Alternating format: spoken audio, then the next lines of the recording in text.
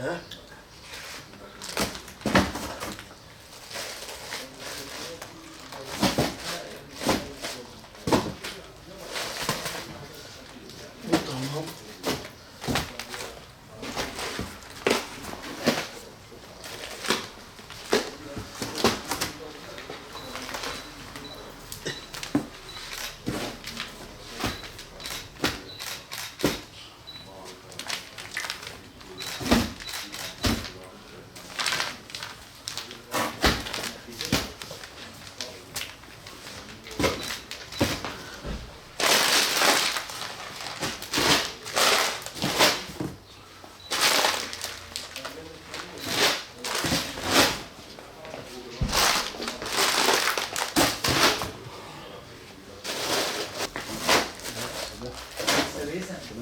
Abi bu bitti.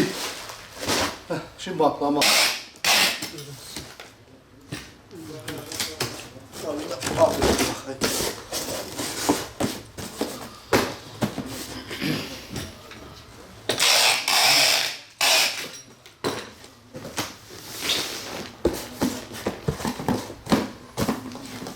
Çevir abi.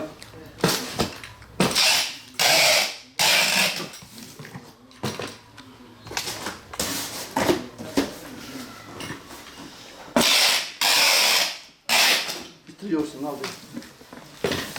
Abi vallahi geldin ama iyi de geldin. Çok iyi oldu. İyi oldu. Allah razı olsun. Faydalı da oldun. Allah razı En olsun. azından sıkıntı yok. Yere gidiyor.